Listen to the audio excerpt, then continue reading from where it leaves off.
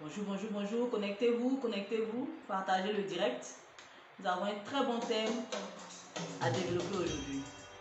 Nous allons patienter, donner rendez-vous à plusieurs, juste 30 à 45 secondes et on va y aller.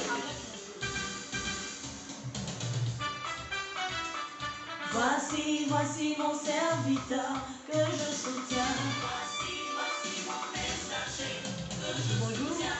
Voici mon élu en qui mon âme prend plaisir. Voici mon messager que je soutiens. Voici mon serviteur que je soutiens. Voici mon juste qui fait toute ma joie. Voici mon élu en qui mon âme prend plaisir. Bonjour. Connectez-vous.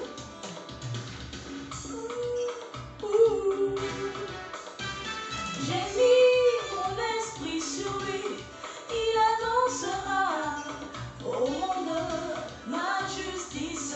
Voici mon messager que je soutiens. J'ai mis mon esprit sur lui, il établira sur la terre mon royaume. Voici mon messager. Salut mon frère.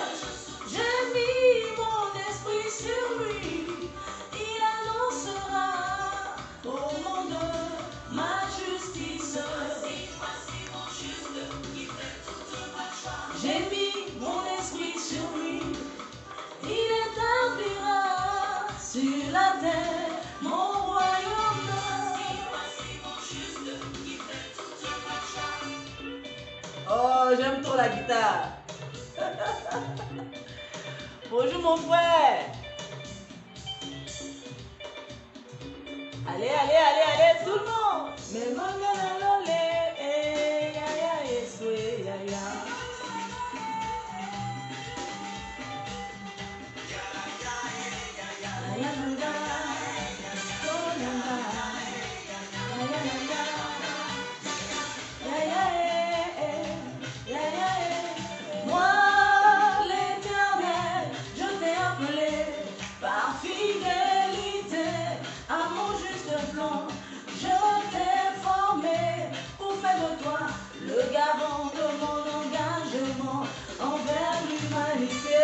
gloire à Dieu, c'est pas pour ça qu'on est là. Bonjour. Oui, c'est très intéressant. Mais c'est pas pour chanter qu'on est là. On est là pour développer notre thème. Terminer la série. Comment porter sa croix pour une bonne gestion des finances dans le couple. Alors nous allons terminer notre série. Et puis si nous voulons chanter, danser, nous allons le faire dans une autre vidéo. Atteignons l'objectif. Sois béni mon frère Julien Delbé. Merci d'être de la partie. Merci de commenter. Merci de nous partager aussi tes expériences personnelles en la matière. Alors, j'invite tous à partager le direct dans les groupes et tout, partager le direct. Partagez-nous vos expériences, partagez-nous vos sentiments, vos questions pour que nous puissions échanger ensemble là-dessus. Alors, aujourd'hui, nous allons voir épargner, investir. Le chrétien doit-il épargner ou investir? Celui qui doit porter sa croix, comment va-t-il porter sa croix dans la gestion de ses finances et aussi et surtout lorsqu'il se trouve en couple? Épargner, investir. Nous avons vu dans un premier temps, l'or appartient à Dieu, l'argent appartient à Dieu. Les dîmes et les offrandes, il fallait d'abord donner la part de Dieu. Ensuite, la part des conjoints, la communauté de biens. Qu'est-ce que Dieu dit par rapport à la gestion des biens dans un couple? C'est qu'il faut mettre les biens en commun et puis définir les besoins selon les priorités de chacun. Troisième point, honore ton père et ta mère. Nous avons vu qu'il y a la part des parents. Il faut prévoir une part pour nos parents dans ce que nous gagnons. Et le quatrième point que nous voyons aujourd'hui c'est épargner, investir. Question, nous aurons les réponses. Alors, le cas général, ce qu'on constate, c'est que beaucoup de personnes se disent que c'est une désobéissance à Dieu d'épargner. Dieu ne veut pas qu'on épargne, il faut donner, il faut donner, il faut donner, il faut donner, il faut donner. Il y a des âmes qui périssent, il y a des gens qui se meurent, il faut donner. Deuxième chose, bon, les gens se sentent aussi coupables par rapport aux besoins des autres. C'est-à-dire que si tu gardes ton argent, tu as mis ton argent de côté, et puis quelqu'un a besoin d'argent, il vient te demander, bon, tu as une épargne quelque part, et puis tu lui dis que tu n'as rien. Donc, bon, est-ce qu'il faut vraiment épargner? La troisième chose, bon, les gens se disent aussi, est-ce que ce n'est pas un manque de foi d'épargner? Parce que c'est Dieu qui s'occupe de nous. Dieu prend soin de l'homme. Donc, est-ce que le fait d'épargner, comme si on voulait se sécuriser nous-mêmes, est-ce que le fait d'épargner n'est pas, c'est pas une manière de manifester un manque de foi? Et puis, beaucoup de gens n'y arrivent pas aussi parce que quand ils épargnent, le moindre besoin, ils vont aller dépenser. Ils vont garder 5 000.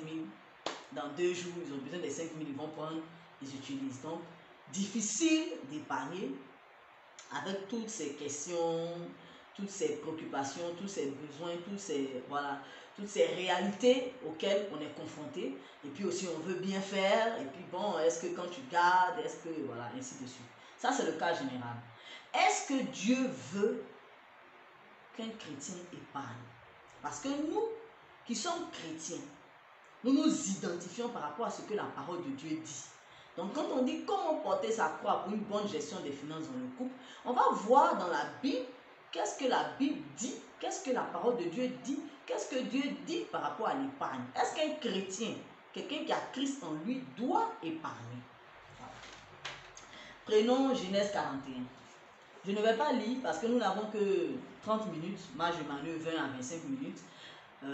Pour pouvoir développer ce thème, donc je ne vais pas lire. Genèse 41 nous parle de l'histoire de Joseph qui a interprété un songe de Pharaon. Pharaon a eu un songe, les vaches belles, les vaches maigres et tout. Vous avez un peu l'histoire. Si vous voulez, je vais nous épargner les détails pour qu'on aille à l'essentiel. Et puis, c'est Joseph qui est venu interpréter le songe. Et Dieu était en train de dire à travers le songe qu'il y aurait une famille qui allait durer 7 ans. Et cette famille allait être vraiment très, très grande, très grave. Et qu'il fallait prendre des dispositions par rapport à ça. C'est-à-dire Dieu est en train de prévenir l'Égypte qu'il allait avoir une famille en donnant un songe à Pharaon. Et qu'est-ce qui a été résolu après ce songe? Il a dit, quand Joseph a expliqué ce que Dieu voulait dire, que Dieu était en train de prévenir qu'il y aurait une famine, et Joseph a donné la solution. Il a dit que si il y a des réserves qui sont prises, si pendant les 7 premières années, il y a un travail qui est fait, les 7 années de famine ne vont pas être une vraie famine pour l'Égypte, parce que l'Égypte aura de quoi manger. Et Pharaon a dit, il a proposé à Pharaon, il a dit, que Pharaon établisse, on est au verset 34 du chapitre 41 de Genèse, que Pharaon établisse des commissaires sur le pays pour lever 1/5 des récoltes de l'Égypte pendant les 7 années d'abondance. Le son disait qu'il y aurait 7 années d'abondance et 7 années de famine. Donc, Joseph a proposé que Pharaon établisse sur le pays des commissaires sur le pays pour lever 1/5 des récoltes de l'Égypte pendant les 7 années d'abondance. C'est-à-dire qu'ils allaient à chaque fois enlever dans toutes les récoltes 1/5 pour garder pendant 7 ans. Ils allaient garder 1/5 des récoltes pendant 7 ans. Qu'ils rassemblent tous les produits de ces bonnes années qui vont venir, qu'ils fassent sous l'autorité de Pharaon des amas de blé, des approvisionnements dans les villes et qu'ils en aient la garde. Ces provisions seront en réserve pour le pays pour les 7 années de famine qui arriveront dans le pays d'Égypte, afin que le pays ne soit pas consumé par la famine. Donc retenons déjà qu'il a dit pour lever 1/5 des récoltes de l'Égypte pendant les années d'abondance. Donc voici une histoire qui nous montre, c'est dans l'Ancien Testament, que Dieu veut qu'on épargne. Dieu prévient une situation qui va arriver Et Dieu, il veut qu'on épargne parce que ça va permettre d'anticiper sur l'avenir. Donc, l'épargne permet de prévenir, de prévoir l'avenir, de prévenir, comment on appelle ça, de pouvoir approvisionner l'avenir. Parce que beaucoup de choses peuvent arriver, il peut y avoir un manque dans l'avenir et l'épargne permet de prévenir. Donc, Dieu demande d'épargner. Quand nous prenons Proverbe 6, verset 8, Proverbe 6, verset 8 nous dit que regardez la fourmi, elle prépare sa nourriture en été. La fourmi prépare sa nourriture en été. Elle prépare en été sa nourriture. Elle amasse pendant la moisson de quoi manger. En été, elle prépare sa nourriture. Elle n'est pas paresseuse. Elle prépare l'avenir. L'épargne permet de préparer l'avenir. Donc, c'est dans la Bible qu'il faut préparer l'avenir. Est-ce que Dieu veut qu'on investisse? Parce qu'on parle d'épargner et on parle d'investir. Pour l'investissement, nous allons aller dans Matthieu, chapitre 25. Nous épargnons toujours les détails pour que nous puissions vraiment aller au bout de notre partage pendant les 20 à 25 minutes qui nous sont imparties. Donc, quand je prends Matthieu 25, on peut parcourir la Bible ensemble, mais comme ça, vous pouvez mettre vos commentaires et tout. Matthieu 25, à partir du verset 14 jusqu'au verset 30, la parabole des talents. Pour ceux qui ont l'habitude de lire la Bible, vous connaissez la parabole des talents. On dit, un homme partant en voyage, il appelait ses serviteurs, il leur a remis des biens. Il a remis 5 talents à l'un, 2 à l'autre et un troisième, chacun selon sa capacité, et il est parti. Il a remis des talents. Bon, aussitôt le premier qui a reçu les talents, il les a fait valoir, il a gagné 5 autres talents. On dit, verset 7, aussitôt, celui qui avait reçu les 5 talents s'en alla, les fit valoir. Les fit valoir. Gardez le thème, les fit valoir. Et il gagna 5 autres talents. De même, celui qui avait reçu les 2 talents en gagna 2 autres. Il a gagné 2 autres talents. Et puis, celui qui n'en avait reçu qu'un alla faire un creux dans la terre et cacha l'argent à son maître. Donc déjà, avec ce passage, en lisant même la suite, avec ce passage, nous allons voir que Dieu veut que ce qu'il nous donne soit fructifié. Or, investir, c'est dans une logique de pouvoir, comment on appelle ça, fructifier ce qu'on a. Quand on dit d'investir son argent, c'est pour que l'argent devienne, on ait encore plus d'argent. Donc, Dieu, par la parabole des talents, enseigne à ses enfants, aux chrétiens, qu'il faut investir, qu'il faut rendre l'argent que Dieu nous donne, il faut le fructifier. Ça, c'est la première chose. La première question à laquelle nous sommes en train de répondre, c'est est-ce que le chrétien doit épargner? Est-ce que le chrétien doit investir? Oui, le chrétien doit épargner. Prenons Genèse 41, prenons Proverbe 6, verset 8. Oui, le chrétien doit investir. Prenons Matthieu 25, c'est écrit dans la Bible. Dans quel esprit devons-nous épargner en tant que chrétien? Dans quel esprit devons-nous épargner? Parce que le couple chrétien est un couple de chrétiens. Parce qu'on parle de porter sa croix dans la gestion des finances. Ça veut dire que ceux qui sont dans le couple sont des chrétiens. De façon individuelle ou ensemble. Ils agissent selon la vision de Dieu pour leur vie. Du coup, dans quel esprit Dieu veut qu'on épargne? Beaucoup de gens se sont arrêtés sur le fait que épargner, investir, c'est un manque de foi, c'est la désobéissance à Dieu. Pourquoi? Parce qu'il y a des passages dans la Bible comme Luc 12, 21, Matthieu 6, 19 à 21, qui nous parlent de ce que Dieu n'est pas content des gens qui amassent des trésors sur la terre et qui ne cherchent pas des trésors dans le ciel.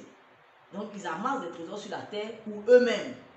Il y a dans Luc 12, verset 21, c'est un homme qui a amassé tous ses biens, il était content, il dit voilà, je vais commencer à jouir de mes biens. Dieu lui a dit que demain tu vas mourir. Donc tout ça là, ça va aller où? Malheur à celui qui amasse des biens sur la terre et qui ne cherche pas les trésors dans le ciel. Donc, qu'est-ce que Dieu veut? Dieu veut qu'on épargne dans quel esprit? Il faut épargner en étant riche pour Dieu. Prenons Luc 12, verset 42. C'est très riche, hein, les questions d'argent, ça va nous faire aller dans un passage. Luc 12, verset 42 dit, et le Seigneur dit, quel est donc l'économe fidèle et prudent que le maître établira sur ses gens pour leur donner la nourriture au temps convenable. Quel est donc l'économe fidèle et prudent? L'économe fidèle et prudent que le maître établira sur ses gens pour leur donner la nourriture au temps convenable. L'argent que Dieu nous donne, Dieu espère, c'est l'argent de Dieu que Dieu nous donne à gérer. On a vu, si quelqu'un a suivi mon développement depuis le début, on a vu que l'or et l'argent ne nous appartiennent pas, ça appartient à Dieu. Et quand Dieu le met à notre disposition, c'est pour travailler pour lui, c'est pour faire des choses pour lui Dieu. C'est pour accomplir son œuvre, c'est pour que son œuvre entre nos mains prospère. Alors, Dieu attend de nous, comme dans la parabole des talents, comme quand on parle de Genèse jusqu'à Apocalypse, en passant par Proverbes, en passant par tous les livres de la Bible, on comprend que Dieu veut que l'argent soit géré selon lui, sa vision, selon lui Dieu. Parce que c'est lui qui donne et ça lui appartient. Donc c'est tellement qu'il a une manière dont il veut que cet argent soit géré. Et il dit, selon cette parabole qu'il nous a donnée en Luc 12, quel est donc l'économe fidèle et prudent? C'est-à-dire que épargner pour Dieu, c'est faire montre de fidélité et de prudence. C'est faire montre de fidélité à Dieu et de prudence. Que le maître établira sur ses gens pour leur donner la nourriture au temps convenable. Ça veut dire que Dieu veut qu'on soit riche pour lui. Quand quelqu'un épargne, il y a beaucoup de choses sur quoi il anticipe. Il anticipe sur les besoins importants auxquels il faut répondre à un moment donné. Tu peux te retrouver face à des besoins de la famille, de l'église, de l'œuvre, des enfants, là, et puis tu ne peux pas réagir parce que tu n'as jamais épargné, parce que tu n'as rien à donner. Donc, alors que tous ces besoins-là, ce sont des besoins que Dieu emmène vers toi. Mais tu n'as pas été un économe fidèle et prudent pour anticiper sur l'avenir. Il y a aussi la réactivité. Tu peux être là parce que tu n'as pas épargné. Quelqu'un vient te demander à un souci, Dieu veut que tu le satisfasses, mais tu n'as pas assez d'argent. Donc tu donnes que ce que tu as. Alors que si tu avais épargné suffisamment, tu aurais pu répondre de façon significative aux besoins de Dieu par rapport aux besoins qui viennent vers toi. Oui, ça il dit, sois béni, sois béni, sois béni, sois béni, sois béni. Donc, tu aurais pu répondre de façon satisfaisante, de façon significative aux besoins qui t'est présentés. Mais tu n'as pas épargné comme il faut, tu n'as rien. Ce que tu as, c'est sur ce que tu as que tu réagis. Troisième chose que l'épargne permet de voir, Rebecca dit, oui, sois béni abondamment. Troisième chose que l'épargne permet de voir, l'épargne permet aussi de donner un héritage à nos enfants. Parce que on apprend à nos enfants à épargner, on apprend à nos enfants à investir, et puis eux aussi, ils vont se présenter comme une bénédiction aussi pour les autres. Parce que celui qui n'épargne pas et qui n'investit pas, il ne peut être une bénédiction pour les autres. Dans quel esprit on doit épargner? On doit épargner en étant riche pour Dieu, pas pour soi-même. En voulant être riche pour Dieu. On doit épargner en se disant que si j'épargne, si je suis un économe fidèle et prudent, je pourrai réagir aux besoins de Dieu au temps convenable. Parce qu'il dit que le maître établira sur ses gens pour leur donner la nourriture au temps convenable. C'est-à-dire que Dieu va t'établir. Dieu va t'établir sur des gens, Dieu va t'établir sur des personnes qui vont venir te solliciter et à qui tu pourras donner la nourriture, tu pourras satisfaire, tu pourras être la réponse de Dieu pour ces personnes. Pareil pour l'investissement. On investit en ayant le souci de dépendre de Dieu. Donc nous sommes sur la deuxième question. Nous avons répondu à la première question. Pour ceux qui nous prennent en cours maintenant, nous avons répondu à la première question. Est-ce que Dieu veut que le chrétien épargne? Est-ce que Dieu veut que le chrétien investisse? Oui, Dieu veut que le chrétien épargne. Exemple, Genèse 41. Proverbes 6 à 8. Oui, Dieu veut que le chrétien investisse. Exemple, la parabole des talents, Matthieu 25.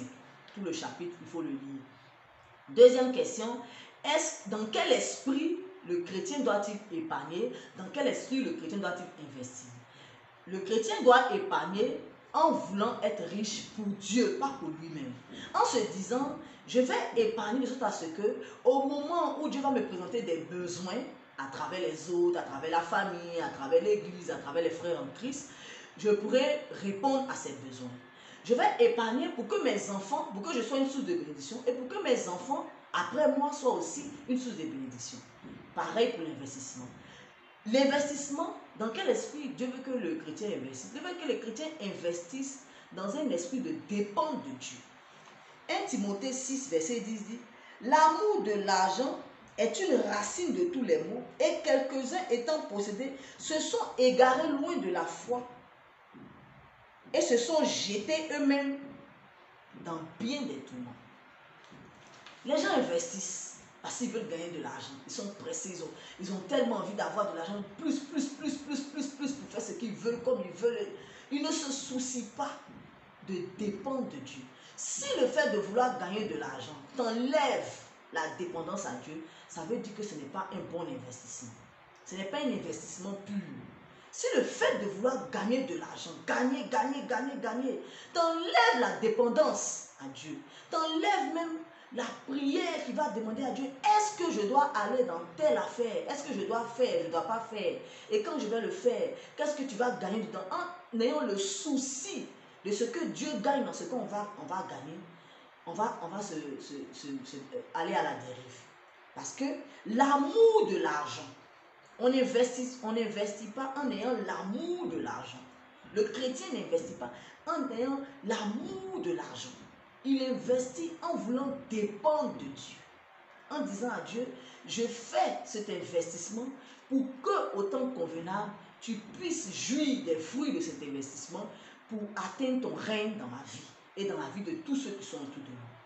On n'investit pas en ayant l'amour de l'argent, en voulant se faire encore plus d'argent. Quand c'est comme ça, on va aller à la dérive. On va avoir des mauvais partenaires d'affaires, on va nous gruger dans les affaires, tout ça. Parce que Dieu peut prévenir quand une affaire ne va pas faire son affaire. Quand une affaire dans laquelle tu vas entrer ne va pas faire son affaire, si tu as le souci de satisfaire Dieu, Dieu va te prévenir de ne pas entrer dans cette affaire. Si tu as le souci d'emmener le règne de Dieu, Dieu va te prévenir que tel business, que tel ami te propose n'est pas un bon business.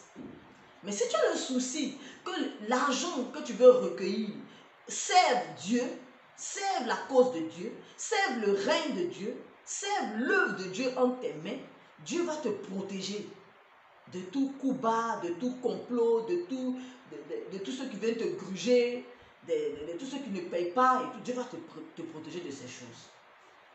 Alors, nous avons répondu à la deuxième question, dans quel esprit épargner, dans quel esprit investir?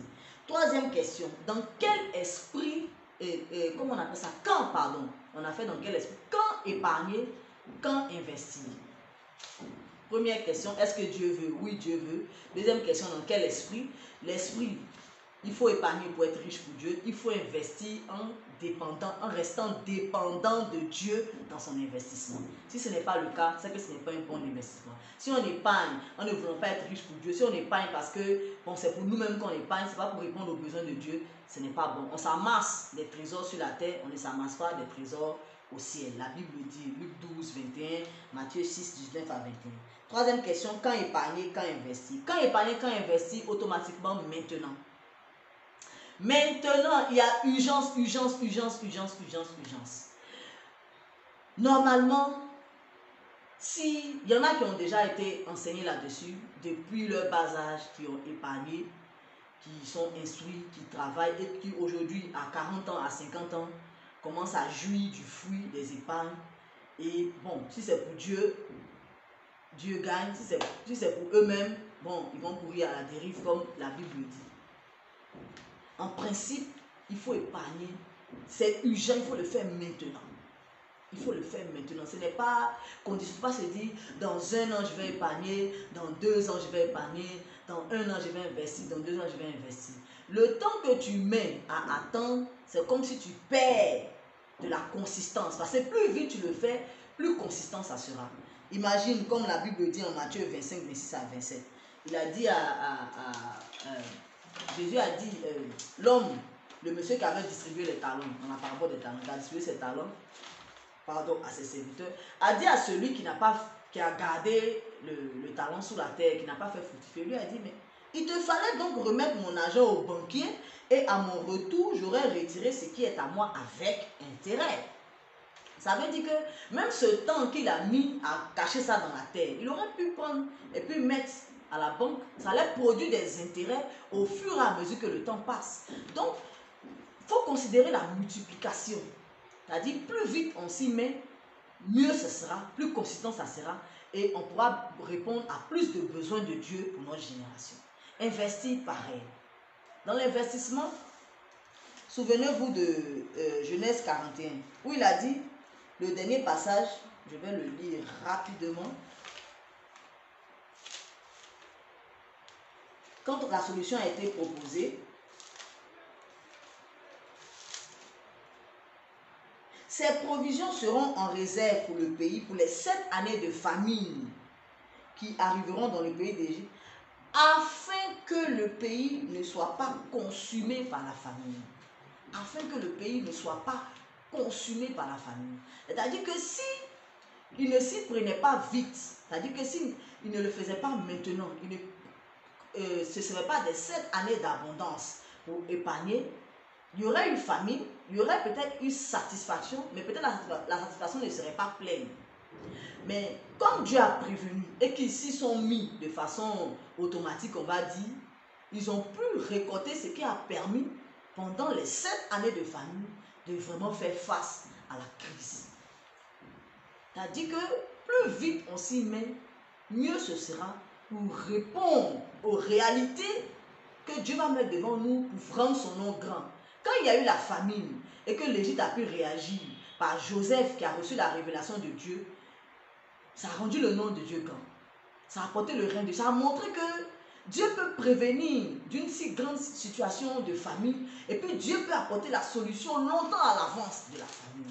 Une crise devant laquelle même les gouvernements, les autorités peuvent être dépassées, Dieu peut donner la solution à cette crise-là par un homme qui s'est disposé à recevoir de Dieu et à donner ce qu'il a reçu de Dieu, par un autre homme qui est Pharaon, qui a accepté de se soumettre à cette solution qui lui a été donnée.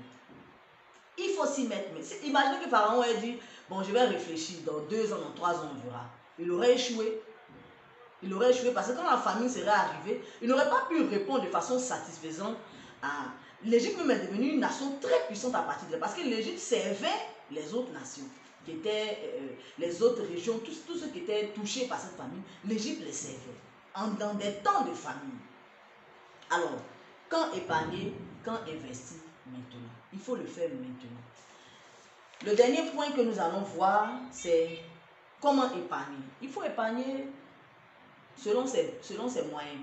Si tu gagnes 50 000, que tu payes ta dîme 5 000, tu payes tes offrandes 2 000, et puis tu as beaucoup de besoins, ton loyer, voilà, tu peux épargner 2 000, 3 000, 1 000 francs, quels que soient les besoins, même si c'est coincé, il faut épargner. Même si c'est 1 000 francs par mois, il faut épargner, il faut avoir une épargne, il faut mettre quelque chose de côté. N'oubliez pas, quel est l'économe, cet économe fidèle et prudent? Dieu appelle ceux qui épargnent des personnes fidèles et prudentes. Fidèles, parce que tu le fais de façon régulière et tu anticipes sur l'avenir et tu le fais pour Dieu, pour que l'œuvre de Dieu en tes mains demeure en sécurité. Parce que tu es la maison de Dieu et ta personne, ta vie représente Dieu qui est en train d'agir. Donc l'œuvre de Dieu en tes mains doit être en sécurité. Donc tu es un économe fidèle et prudent. Et de surcroît, tu deviens une source de bénédiction pour les autres. Parce que quand les autres aussi viennent vers toi, Dieu les emmène vers toi, tu peux réagir aux besoins des autres. Tu deviens un roc, tu deviens une nation solide, une maison solide. Tu deviens une force pour les autres. Donc il faut commencer.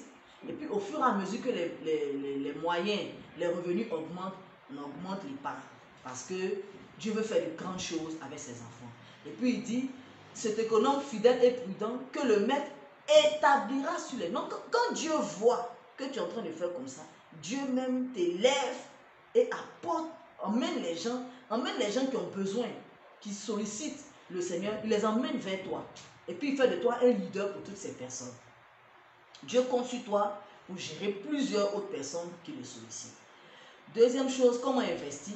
Bon, d'abord, déjà, ça met la question du travail. Les chrétiens doivent travailler. Il y a des chrétiens qui s'asseyent à la maison. Dieu m'a appelé, Dieu m'a dit, ils ne veulent pas travailler, ils ne vont pas travailler. C'est vrai, Dieu peut appeler quelqu'un, son sacerdoce, de façon, voilà, 24 heures sur 24. C'est possible, tout à fait possible. Mais Dieu demande de travailler.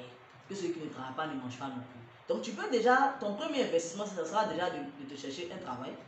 Parce que tu as eu des diplômes, tu es parti à l'école, tout. Quand tu n'as pas de diplôme, mais que tu as un savoir-faire, tu peux aussi monnayer ce savoir-faire. Et tu sais dessiner, tu sais écrire, tu sais parler, tu sais chanter, tu sais tresser, tu peux investir comme ça. C'est-à-dire que tu proposes tes dons, tes talents, ton savoir-faire en retour pour qu'on te paye.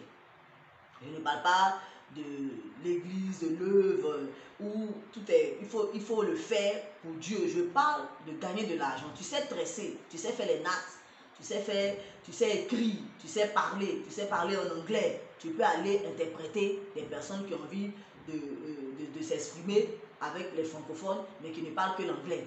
Qu'est-ce que tu sais faire? Qu'est-ce que tu connais? Quels sont tes talents?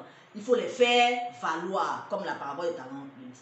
C'est une manière d'investir. Il faut faire valoir tes talents, il faut faire valoir tes diplômes. Tu peux aussi, l'argent que tu as, le placer en bourse, dans les bourses. Dieu l'autorise, mais dans ce genre d'investissement, aller aussi travailler avec des amis, des partenaires, il faut beaucoup méditer pour que Dieu dise, oui, je suis dans cette affaire, non, je ne suis pas dans cette affaire. Donc, il faut le faire, il faut investir. On investit, Dieu veut qu'on investisse. Dieu peut dire, va investir dans tel projet d'une autre personne, et puis ça va te rapporter. Parce que je le veux. Donc, comment investir? Chercher un emploi rémunéré, et faire valoir ses diplômes, faire valoir ses talents, faire valoir même l'argent physique, l'investir dans les talents des autres, dans les projets des autres. Il faut faire valoir aussi les projets des autres. Ça permet de rapporter de l'argent pour rendre l'œuvre plus grande. Alors, Dieu veut qu'on investisse, Dieu veut qu'on épargne, dans un esprit d'être riche pour Dieu, dans un esprit de dépendre de Dieu. Il faut le faire maintenant, c'est urgent, parce qu'on a perdu beaucoup de temps. Pour ceux qui ne le font pas déjà, on le fait, et on le fait en voulant dépendre de Dieu, en voulant être riche pour Dieu. Et il faut le faire selon les moyens qu'on a. Et il faut le faire, il faut le faire, il faut le faire. Il faut investir, il faut diversifier ses moyens de revenus. Je vais terminer mon propos avec nous, notre cas. Nous avons notre investissement personnel, ce sont nos diplômes, notre travail, nos dons, nos talents. Ce que vous voyez sur les réseaux sociaux, c'est ce que Dieu nous a donné comme talent. La vidéo, les chants, écrits et tout. Il y a aussi que nous avons monté notre entreprise, mon époux et moi, Brissi.com. Ça fait près de 6 mois qu'on fait la promotion. Tout ce qui est créa, art graphique, les logos, identité graphique, identité visuelle. Nous évoluons dans ce domaine. Donc, nous vous invitons, vous tous qui avez des besoins dans ce sens, de nous contacter pour que nous puissions travailler ensemble. C'est ce que nous savons faire, c'est notre savoir-faire que nous mettons à disposition pour avoir de l'argent, pour que l'œuvre de Dieu entre nos mains prospère. Le lien sera sur, comment on appelle ça, sur ce direct. Je bénis le nom du Seigneur et je prie que le Dieu qui rend riche pour lui vous rende extrêmement riche pour lui. Que la pauvreté s'éloigne de vous, que l'esprit même de pauvreté, que la mentalité de pauvreté s'éloigne de tous ceux qui veulent servir Dieu de tout leur cœur, de toute leur âme, de toute leur espérance, comme nous le désirons. Oh Seigneur, entre dans les familles, entre dans les couples, entre dans les foyers, pour une bonne gestion des finances, pour que ton œuvre entre les mains de tes servants, de tes serviteurs prospère, et que, Seigneur, les couples soient, oh Seigneur, une fondation solide, pour que ton œuvre s'étende, ton œuvre s'étende, Seigneur.